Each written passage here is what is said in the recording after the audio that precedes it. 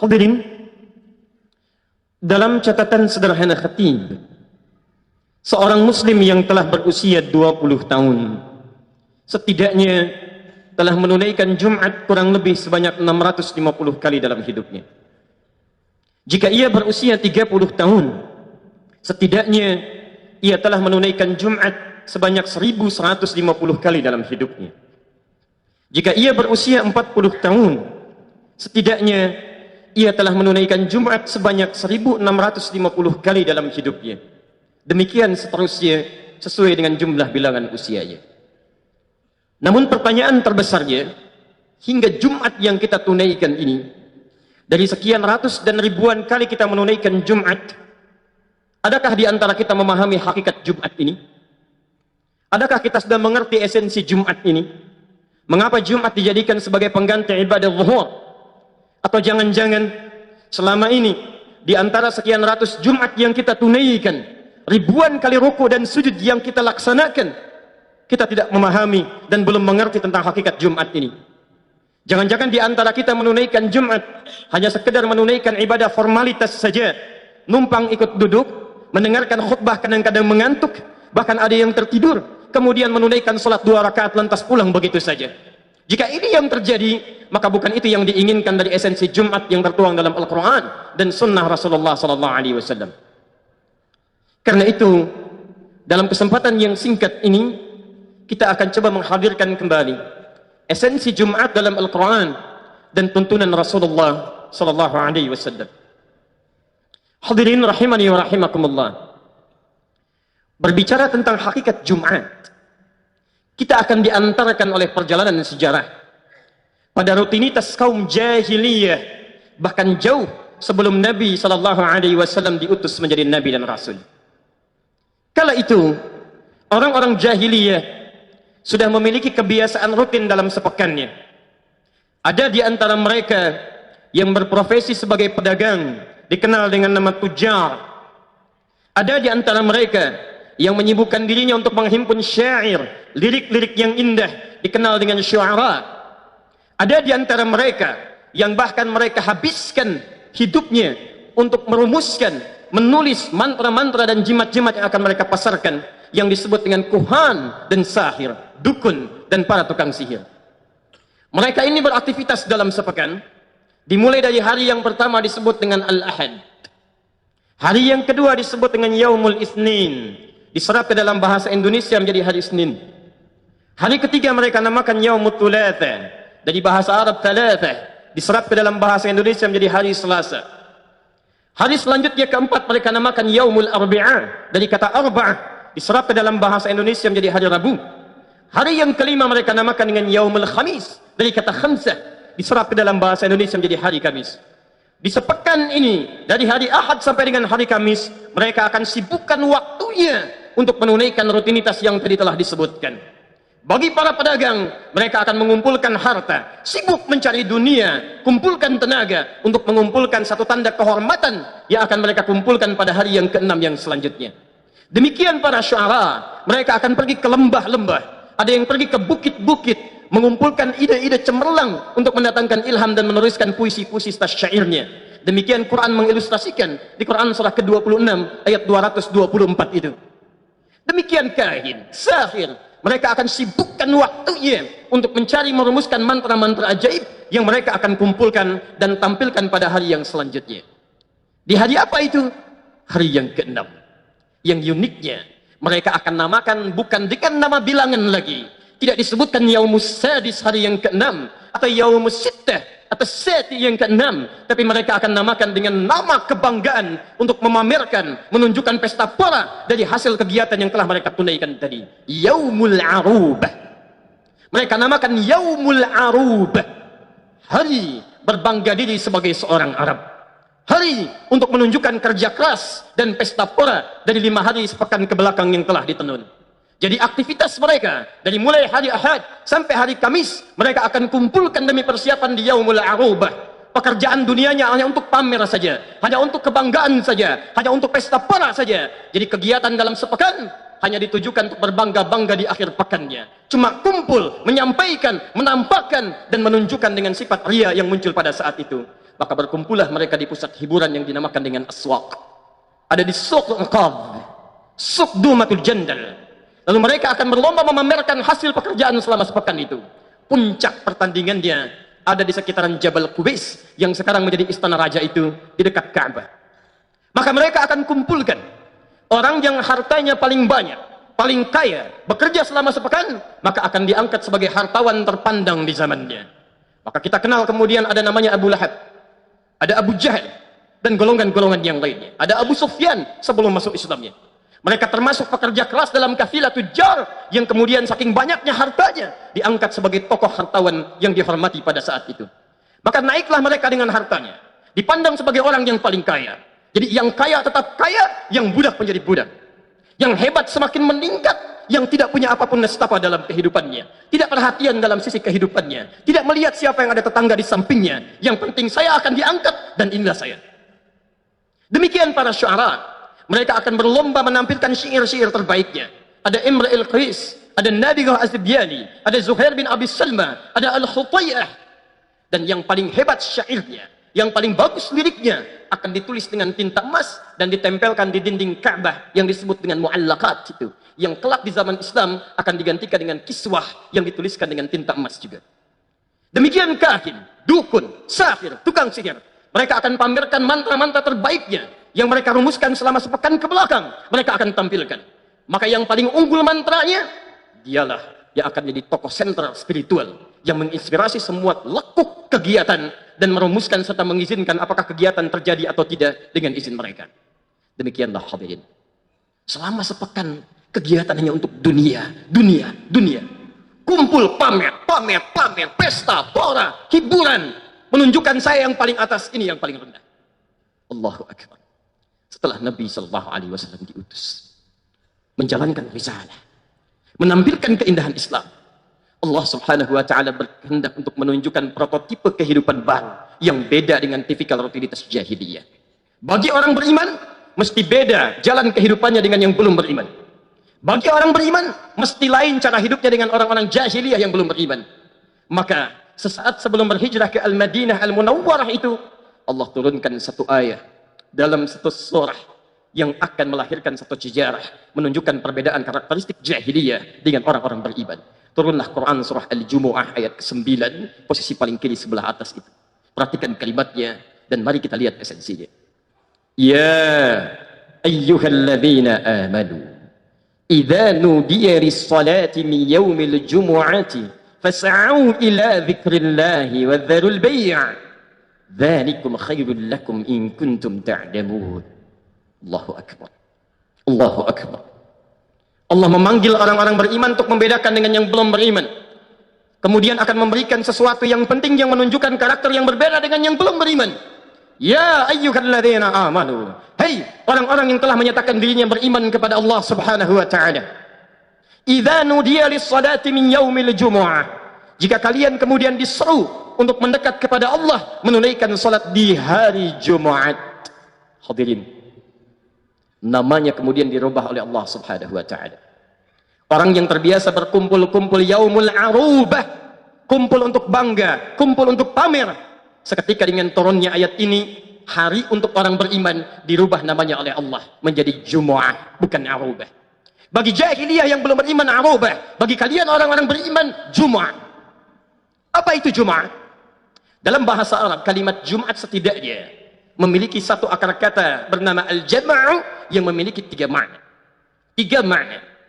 Satu, sesuatu yang berkumpul rapat. Yang kedua, yang saling menguatkan satu dengan yang lainnya. Tidak hanya sekadar berkumpul, tapi merapatkan satu dengan yang lainnya. Karena itulah surah Al-Jumu'ah diawali dengan surah As-Saff ke-61. Untuk memberikan isyarat bahwa Jumat diawali dengan merapatkan hubungan satu dengan yang lainnya. Tapi yang paling indah, makna yang ketiga, yang diiringi dengan saling memperhatikan satu dengan yang lainnya. Jadi bukan sekadar berkumpul, bukan sekadar datang, tapi juga memperhatikan satu dengan yang lainnya. Seakan-akan Allah ingin mengisyaratkan dalam penamaan ini. Kalau orang-orang jahiliyah yang belum beriman, cuman kumpul-kumpul saja, cuman bangga-bangga saja, cuma senang-senang saja. Orang beriman tidak. Yaumul Jum'ah, diundang oleh Allah Subhanahu wa taala ke tempat terbaik di muka bumi, bukan di hotel, bukan di pusat hiburan, bukan di tempat pesta pora, tapi di tempat di rumah Allah Subhanahu wa taala, masjid. Untuk apa? Kalau cuma kumpul. Jangankan orang beriman, non muslim pun bisa kumpul, orang beriman tidak. Untuk berkumpul, merapatkan dan memberikan perhatian satu dengan yang lainnya. Kalau orang jahiliyah cuma kumpul, tunjukkan saya yang paling kaya, saya yang paling hebat, saya yang paling tinggi segalanya. Orang beriman tidak. Dia mesti tahu siapa yang hadir di sampingnya. Dia kenal siapa yang ada di depannya. Dia lihat apa kebutuhannya. Karena itulah demi Allah khatib sampaikan. Demi Allah khatib sampaikan. Nabi SAW setelah turun ayat Jumat ini, dipraktekkan Jumat, tidak pernah terjadi ada Jumat kecuali diketahui siapa yang datang di sampingnya. Siapa yang hadir di masjidnya. Siapa yang membutuhkan bantuan seadanya. Maka Masya Allah, tidak ada orang kelaparan datang Jumat kecuali mendapatkan makanannya. Tidak ada orang kehausan kecuali datang Jumat, hilang dahaganya. Tidak ada orang sakit kecuali datang Jumat, mendapatkan pertolongan dari bagian sakitnya. Tidak ada orang kesulitan kecuali saat datang Jumat, mendapatkan bagian dari kebaikan Jumatnya. Sulaik al-Ghatafani, bukan penduduk Madinah, datang ke masjid Nabi SAW. Kemudian masuk, tiba-tiba langsung duduk. Ditunjuk oleh Nabi SAW, dikatakan, "Idza dakhala ahadakumul masjid, fala yajlis hatta yusalli rak'atain."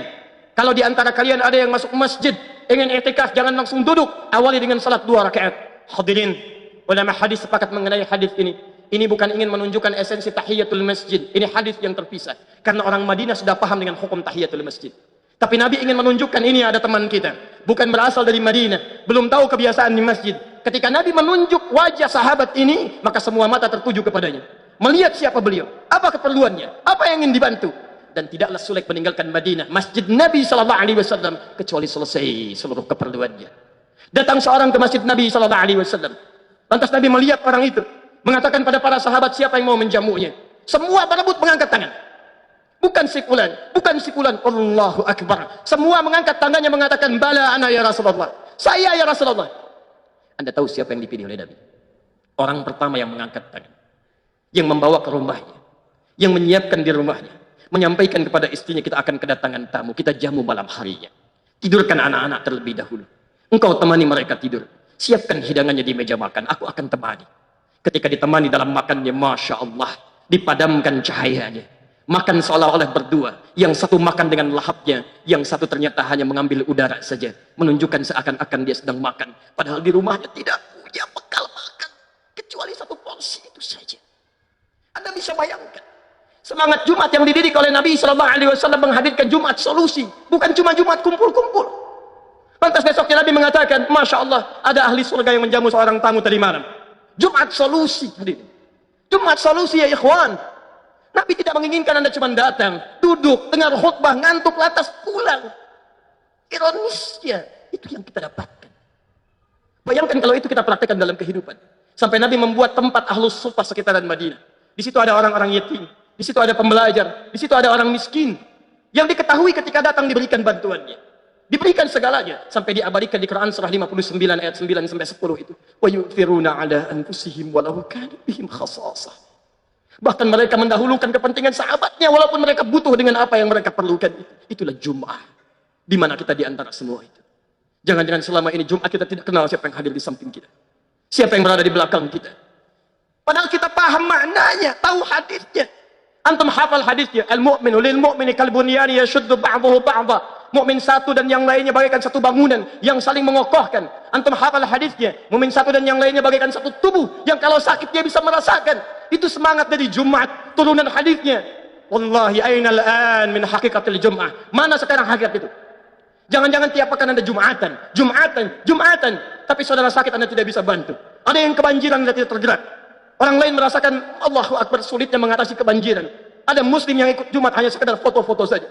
Ada yang menikmatinya bahkan ainal Jum'ah. Di mana esensi Jumat itu?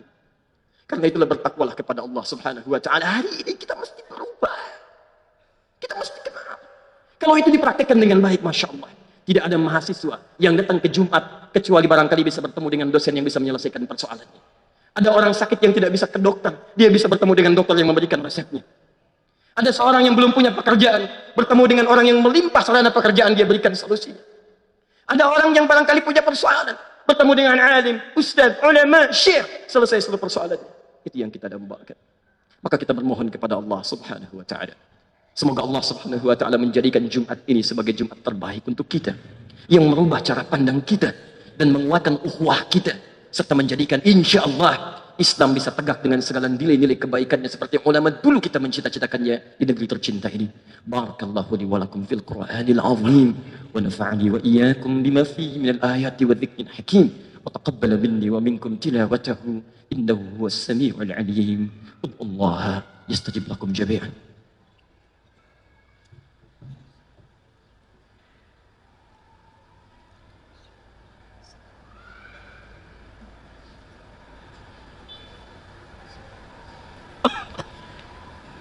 Alhamdulillah wassalatu wassalamu ala rasulillah wa ala alihi wa sahbihi wa mawana amma ba'd faya ibadallah usi nafsi wa iyyakum bitaqwallahi faqad fazal muttaqun fala tamutunna illa wa antum muslimun. Hadirin, sebelum kita berdoa kepada Allah Subhanahu wa taala, kita ingin menguatkan kembali sedikit untuk melengkapi makna Jumat tadi.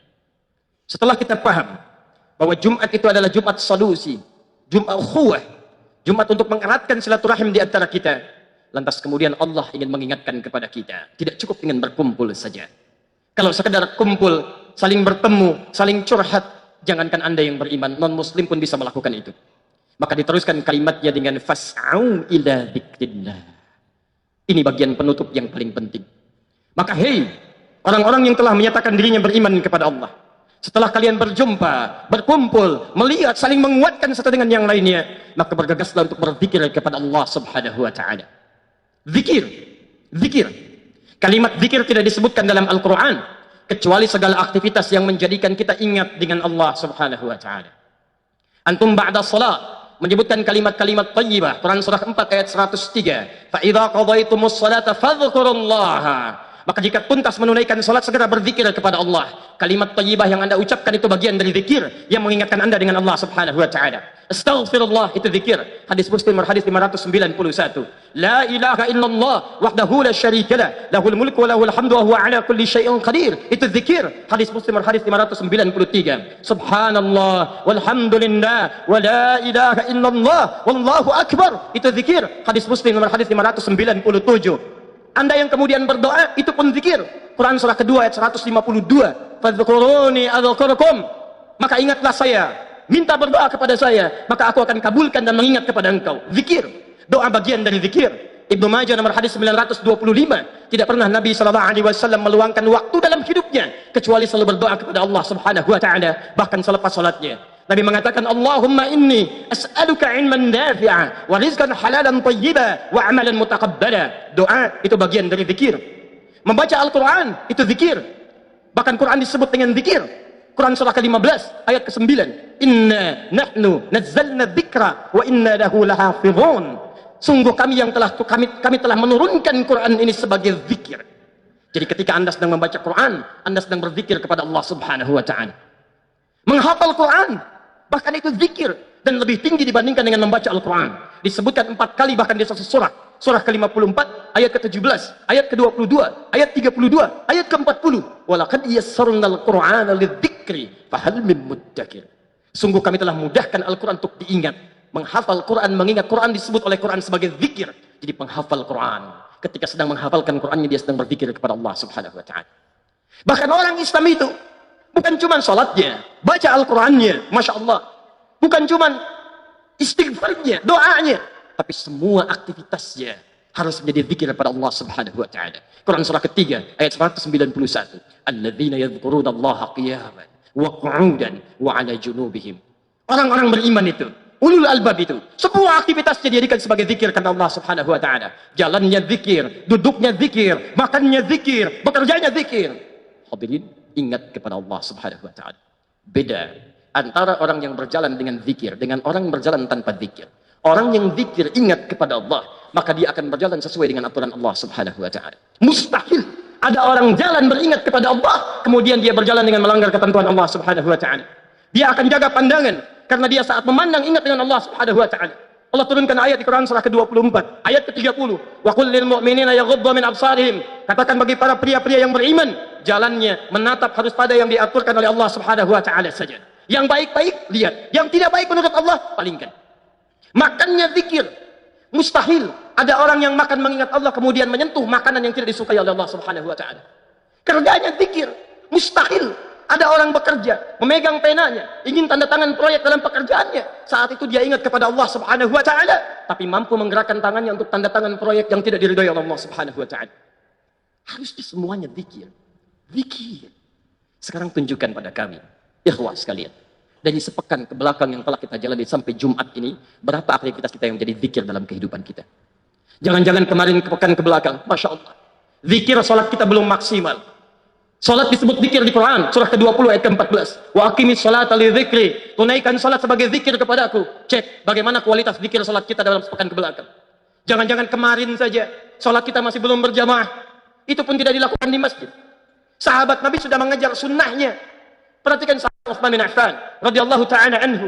Kata Imam An-Nawawi dalam kitabnya At-Tibyan fi Adab Hamalatil Quran, halaman 38, paragraf yang pertama, baris 1 sampai kedua, beliau sebutkan, sahabat Utsman bin Affan, menantu Nabi, menikah dengan 2 putri Nabi, orang paling dihormati oleh Nabi, sangat pemalu, malaikat malu kepada beliau, bisnisnya sangat sukses dalam kehidupan. Jangankan salat fardunya, masih bisa menunaikan tahajudnya setiap malam, bahkan sampai hafal Quran. Sampai khatam Quran. Antum sahabat Nabi bukan, tabi'in juga bukan, kerabat Nabi juga bukan, tidak menikah dengan putri Nabi. Berapa suksesnya antum dibandingkan dengan sahabat Utsman bin Affan? Surga belum ada jaminan, hisab masih menegangkan, amalan masih berantakan. Allahu Akbar. Jangankan persoalan salat sunnahnya, cek, jangan-jangan sampai dengan Jumat ini salat fardu kita belum maksimal. Kalau cuma kerja, ngumpulkan harta, tambah lagi, jangankan antum, non muslim bisa lebih hebat dibandingkan dengan Anda. Kalau cuma untuk weekendnya dihabiskan untuk pesta pora, poya-poya, cuma pamer saja, Korun lebih hebat dibandingkan dengan Anda. Firaun lebih jagoan dibandingkan dengan Anda. Namrud lebih hebat dibandingkan dengan Anda. Kita orang beriman, mesti beda. Bacaan Quran kita. Jangan-jangan sampai sepekan ini belum pernah baca Al-Quran. Allahu Akbar. Al-Quran dibaca tiap hari. Tapi Al-Quran tidak pernah disentuh. Mu'adz. Sebagai akhir dari bahasan khutbah kita. Seorang anak usia 4 tahun. Tinggal di Asyut di Mesir. Satu kali anak ini matanya buta. Keluarga sederhana. Ingin menghafal Al-Quran. Lalu minta kepada abinya untuk diantar menghafal. Dimodifikasilah motor yang sangat sederhana itu. Dashboardnya kemudian diluaskan. Lalu ditempelkan ayat-ayat Quran. Setiap perjalanan, abinya melihat ke situ, Mu'adznya mengulang. Demikian seterusnya. Singkatnya, sampai Mu'adz hafal Quran, yang mengantarkan belum hafal. Tapi insya Allah mendapatkan pahalanya. Seperti hadis Muslim nomor hadis 1893 dan di At-Tirmidzi nomor hadis 2915. Secara singkat, ketika berhasil menghafalkan Qurannya, bahkan makhrajnya sesuai dengan syekhnya, menjadi viral kisahnya di media di Timur Tengah. Maka datanglah reporter dari Kuwait ingin merekam dan bertanya kepada beliau ini, untuk apa menghafal Quran ini? Perhatikan jawabannya, dan di sini kita akan berdoa kepada Allah Subhanahu wa taala. Ya Syekh Mu'adz. Wahai Syekh Mu'adz. Anak 4 tahun sebagai penghargaan dipanggil dengan Syekh. Jika ananda diperkenankan berdoa saat ini dan dikabulkan, apa yang akan ananda mohonkan kepada Allah dengan Quran yang telah dihafalkan itu? Perhatikan jawabannya.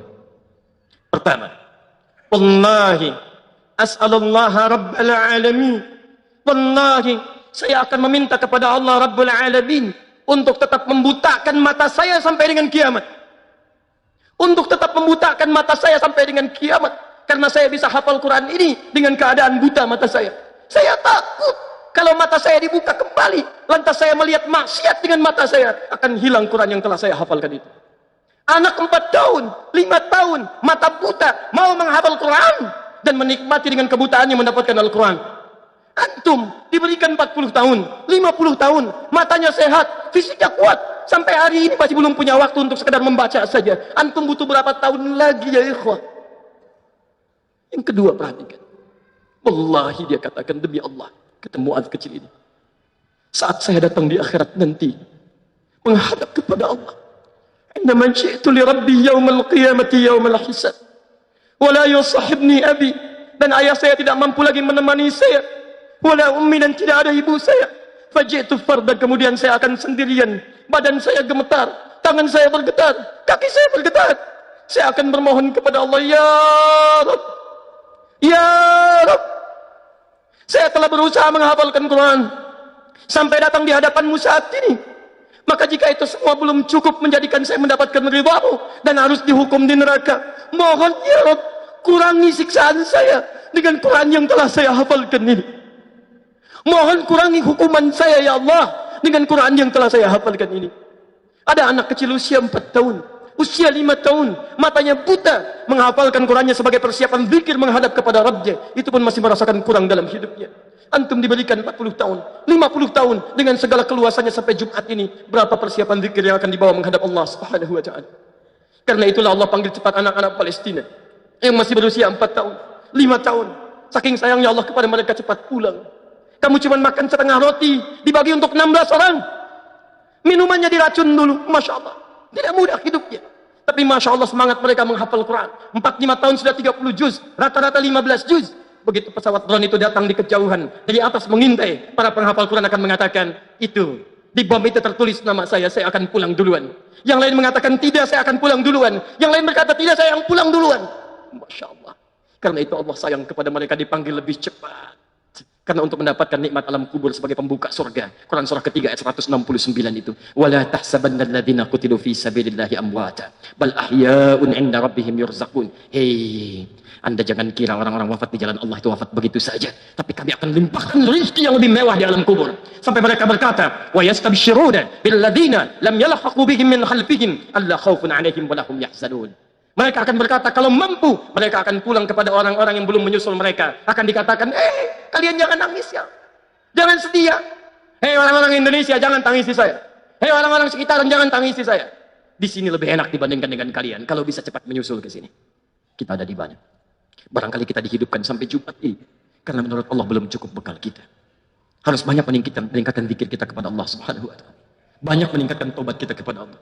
Karena itulah marilah kita berdoa kepada Allah Subhanahu wa ta'ala. Agar Allah menguatkan hati kita untuk berubah mulai Jumat ini. Mau sampai kapan lagi? Jika Anda belum mampu berlomba dengan orang soleh meningkatkan kebaikan, maka seharusnya Anda mulai berlomba dengan para pendosa untuk beristighfar dan bertobat kepada Allah Subhanahu wa ta'ala. Karena itu mari kita berdoa dengan khusyuk. Kita pasrahkan jiwa kita dan memohon hidayah kepada Allah agar Allah bisa merubah tapak kehidupan kita mulai di Jumat ini di masjid yang insya Allah jadi saksi bagi kita di akhirat nanti. Alhamdulillahirabbil alamin. Ar-Rahmanir Rahim, Maliki yaumiddin. Iyyaka na'budu wa iyyaka nasta'in. Ihdinas siratal mustaqim. Siratal ladzina an'amta 'alaihim ghairil maghdubi 'alaihim waladdallin. Allahumma rabbana la tada' lana fi maqamina hadza dhanban illa ghafarta. Duhai Allah, kami bermohon kepadamu di Jumat ini.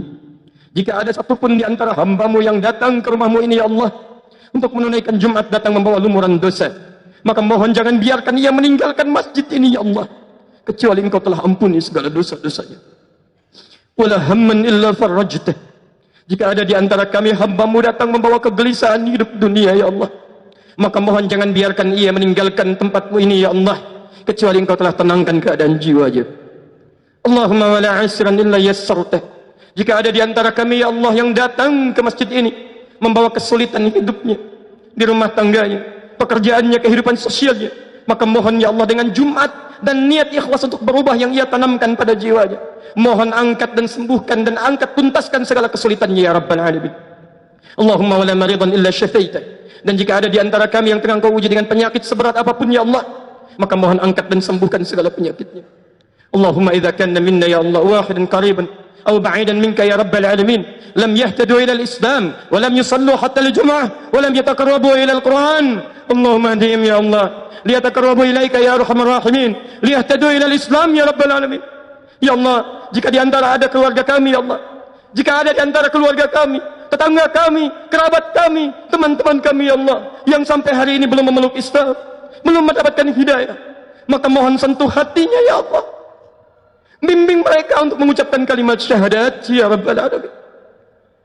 Jika ada di antara kami ya Rabbal Alamin sudah menyatakan dirinya beriman, masuk Islam, tapi masih menjauh darimu ya Allah, masih banyak bermaksiat, masih jauh dalam menunaikan salat, belum mau mendekat kepada tuntunan Al-Quran, maka sebelum Kau wafatkan ia ya Allah, mohon di hari ini Engkau berikan hidayah ya Allah, sentuh hatinya ya Allah. Allahumma rizqhu ni'matat taubah. Ya Allah, berikan kenikmatan tobat kepadanya ya Allah. Sadarkan bahwa kehidupannya tidak lama ya Allah. Sadarkan ia bahwa ia kapan saja bisa wafat menghadapmu ya Allah. اللهم ارزقه نعمة طيبة وحياة فيها حسن الخاتمة ويقول يا الله لا إله إلا الله محمد رسول الله وتقول لنا يا رب العالمين بكلمة مطمئنة يا أيتها النفس المطمئنة ارجعي إلى ربك راضية مرضية فادخلي في عبادي وادخلي جنتي. Ya Allah, berikan kami kesempatan untuk wafat dalam keadaan husnul khatimah, mampu mengucapkan kalimat la ilaha illallah Muhammadur Rasulullah, dan kau katakan kepada kami dengan panggilan yang indah, ya ayyatuhan nafsul mutmainnah, hei jiwa-jiwa yang tenang, irji'i ila rabbika radiyatan mardiyah, cepat pulang sini kembali kepada Rabbmu yang penuh dengan keridhaan. Fadkhuli fi ibadi, ayo cepat masuk dalam golongan hambaku yang sudah aku nantikan. Wadkhuli jannati, nikmati surga pendahuluan yang sudah aku siapkan. Mohon ya Allah, mohon jadikan kami termasuk dalam golongan itu ya Rabbal Alamin. Unsurna ya Allah minal qaumil kafirin, mohon tolong kami ya Allah dari pengaruh-pengaruh buruk yang mampu menjauhkan kami dari ketaatan kepadamu ya Rabbal Alamin. Unsurna minasyaitonir rajim, mohon tolong kami dari pengaruh setan yang terkutuk. Allahumma unsurna ya Allah minadh dhalimin, mohon tolong kami dari pengaruh orang-orang zalim dalam kehidupan kami ya Allah. Wa nakhussuka bid-du'a li akhwatina fi Filistin wa fi Suriah wa fi Iraq wa fi Afghanistan wa fi Rohingya. Allahumma asbirhum ya Allah, Allahumma ansurhum ya Rabbal Alamin, Allahumma ansurhum ya Rabb. Kami mohon ya Allah, kami mohon di Jumat ini kami khususkan doa untuk saudara-saudara kami di Palestina, di Syria, di Afghanistan, di Irak, di Rohingya. Kami mohon tolong mereka ya Allah, sabarkan mereka ya Allah, dan ampuni kami yang belum mampu menolong mereka dalam kebaikan. Allahumma khafif hisabana, ringankan hisab kami ya Allah, karena tak mampu menolong mereka dalam kebaikan. Allahumma la tuhasidna an dha'afina fi nusratil aqsa, mohon ringankan hisab kami, ampuni kami ya Allah yang tidak mampu mempertahankan Aqsa. Ampuni kami ya Rabb. Allahumma ij'al baldatana hadhihi Indonesia baldatan thayyibatan wa anta tarda. Ya Allah, mohon jadikan negeri kami Indonesia ini negeri yang Engkau ridai, Engkau berkah. Allahumma di umara'ana, ya Allah mohon bimbing para pemimpin kami, anugerahkan hidayah kepada mereka ya Allah untuk mendekat kepada ketentuan-Mu ya Rabbal Alamin. Allahumma ya Allah ulama'ana wahfidhu, dan mohon bimbing para ulama kami supaya jaga mereka ya Allah. Waj'alhum minal mukhlasin, jadikan mereka orang-orang ikhlas dalam berjuang. Allahumma wahid sufufana wa jannibna minat tafruqah, satukan saf kami ya Allah. Mohon tanamkan kelembutan di hati kami untuk bersatu dalam kebaikan. Jauhkan kami dari perpecahan ya Allah. Himpun kami ya Rabbal Alamin dalam ridha-Mu. Rabbana atina fid dunya hasanah fil akhirati hasanah wa qina adzabannar. Mohon anugerahkan kami segala kebaikan di dunia ini yang mampu kami dapatkan, dan segala kebahagiaan di akhirat nanti yang mampu kami raih. Syafaat-Mu ya Allah, syafaat Quran-Mu ya Allah, syafaat Nabi Muhammad sallallahu alaihi wasallam, dan bimbing kami untuk mendapatkan teman-teman yang saleh di sekitaran kami, yang mampu menjadi teman-teman kami yang Kau sebutkan di Quran-Mu itu ya Allah. Ma'an nabiyyin wa siddiqin wa syuhada'i wa salihin ya Allah. Allahumma laqad da'unaka kama amartana fa'ajib du'ana kama wa'adtana. Ya Allah, kami telah datang ke Jumat ini beribadah kepadamu, memohon dengan khusyuk seperti Engkau perintahkan. Maka mohon kabulkan doa-doa kami seperti apa yang telah Engkau janjikan. La tudayyi'an du'ana, mohon jangan sia-siakan air mata kami ya Allah.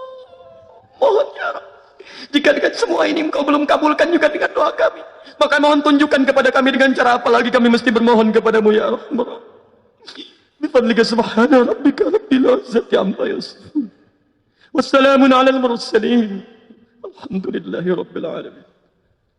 Ibadallah, Allah ya'muru bil 'adli wal ihsan wa ita'i dzil qurba wa yanha 'anil fahsya'i wal munkari wal baghi ya'idhukum la'allakum tadhakkarun wa la dzikrullahi akbar wallahu ya'lamu ma tasna'un. Aqimus shalah.